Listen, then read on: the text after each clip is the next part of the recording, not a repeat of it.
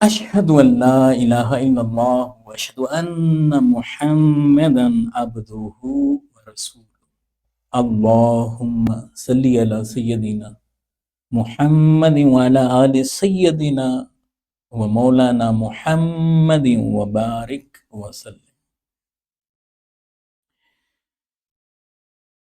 اللہ سبحانہ وتعالی خالق کون و مکان،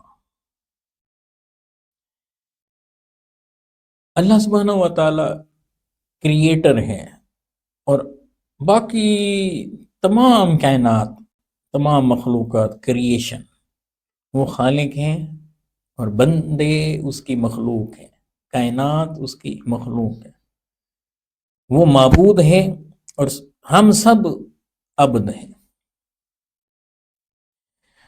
اور عبد کا ایک معنی غلام کا ہے، بندے کا، اور غلام وہ ہوتا ہے جس کی اپنی خواہش ہی نہیں ہوتی، اپنی مرضی ہی نہیں ہوتی۔ ایک شخص نے، بادشاہ تھا، اس نے غلام کو خریدا، اس نے پوچھا بتائیں آپ کا نام کیا ہے؟ اس نے کہا جس نام سے بھی پکارے۔ اس نے کہا کیا پہنو گے؟ اس نے کہا جو پہنا دیں گے۔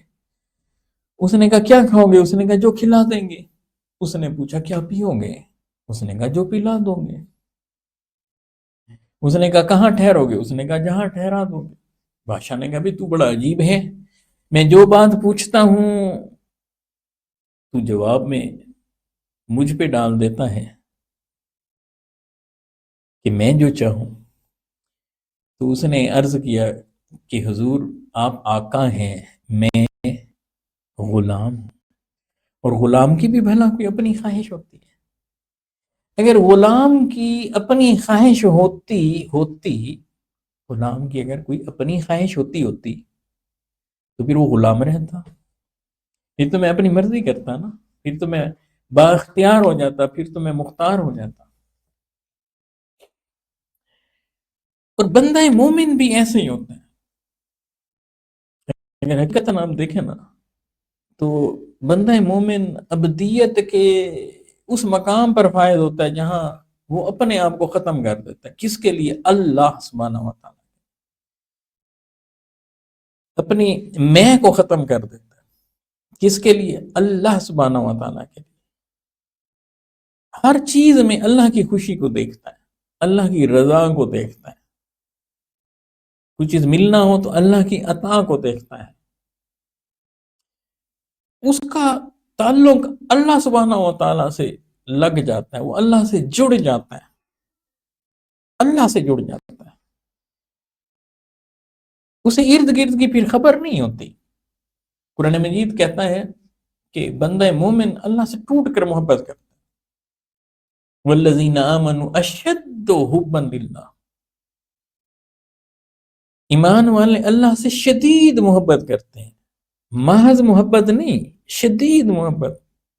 اور آپ کو پتہ ہے محبت میں شدت آ جائے تو عشق بن جاتا ہے۔ ہائے، بندہ مومن اللہ کا عاشق ہو جاتا ہے، عشق کر بیٹھتا ہے اللہ سے، حتیٰ کہ وقت آتا ہے تو اپنی جان دینے پہ آمادہ ہو جاتا ہے۔ اور اگر بندہ مومن شہید ہو جائے، جان دے دے، تو گویا اس کی روح پکار پکار کر کہتی ہے جان دی ہوئی تو اسی کی تھی، حق تو یہ ہے حق ادا نہ ہوا، اور اپنے آپ کو مٹا دیتا ہے، بالکل ختم کر دیتا ہے۔ اس کی میں، گویا کہ بندے کی میں مر جاتی ہے۔ وہ کہتا ہے کہ مولا تو ہی تو ہے، تو ہی تو ہے، تو ہی تو ہے۔ قرآن کہتا ہے کہ نام بھی لیتا ہے نا بندہ مومن اللہ سبحانہ و تعالیٰ کا نام بھی لیتا ہے تو اس کی محبتوں کا عالم یہ ہوتا ہے کہ ہر شے سے کٹ کر اپنے مولا کے نام میں مگن اور مست ہو جاتا ہے۔ وَاذْكُرِ اسْمَ رَبِّكَ وَتَبَتَّلْ إِلَيْهِ تَبْتِيلًا، جب یہ اپنے رب کا نام لیتا ہے تو ہر شے سے کٹ کر اس کی طرف۔ اتنی شدید بندے، اکثر بیٹھے بیٹھے گم ہو جاتا ہوں میں، اب میں نہیں رہتا، گم ہو جاتا، اس میں اپنی کوئی چیز ہوتی نہیں ہے۔ جو رب چاہے وہ بندہ چاہے، جو اس کا حکم اس کی یہ تعمیل کرتا ہے. مولا کا حکم آ گیا یہ فرما بردار بن جاتا ہے. مولا کا حکم آ گیا یہ اطاعت گزار بن جاتا ہے. مولا کا حکم آ گیا یہ مسلح پہ آ جاتا ہے. مولا کا حکم آ گیا یہ انسانیت کی خدمت میں چلا جاتا ہے. جو جو اس نے حکم دیا ہوتا ہے اس پر کار بند رہنے کی کوشش کرتا ہے. اور انسان کا کام کوشش کرنا ہوتا ہے، مگر دل اس کا کہاں رہتا ہے؟ مولا کی بارگاہ میں. جب مولا اندر آ جاتا ہے من میں تو پھر یہ ارد گرد کی چیزوں کو بھلا بیٹھتا ہے، اس کی کیفیت ہی تبدیل ہو جاتی ہے. پھر دل آئینہ بن جاتا ہے جس میں یار کے جلوے اسے دکھائی دینے لگتے ہیں، مولا کے جلوے دکھائی دینے لگتے ہیں، محبوب کے جلوے دکھائی دینے لگتے ہیں. اور جسے محبوب کے جلوے دکھائی دے رہے ہوں اسے پھر کچھ اور نظر آتا ہے.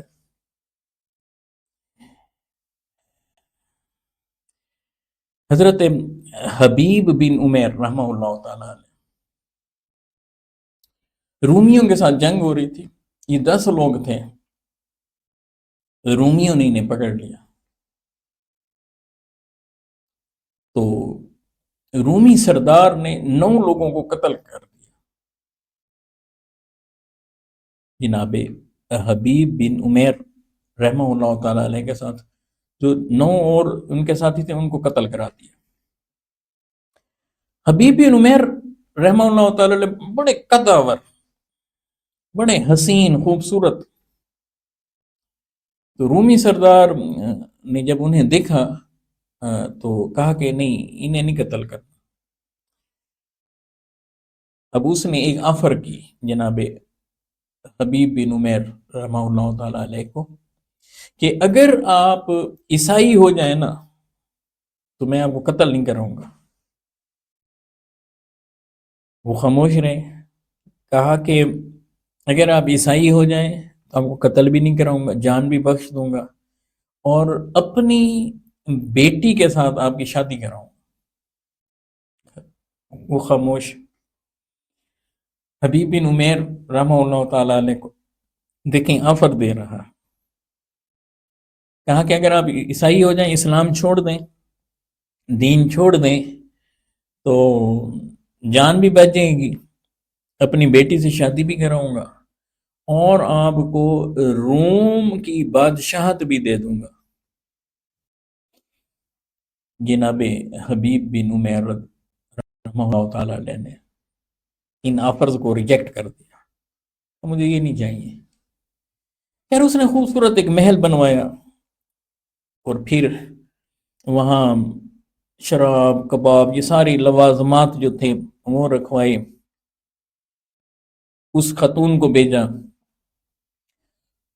اب شراب تھی پینے کے لیے، صرف سور کا گوشت تھا کھانے کے لیے، اور سامنے وہ حسین لڑکی.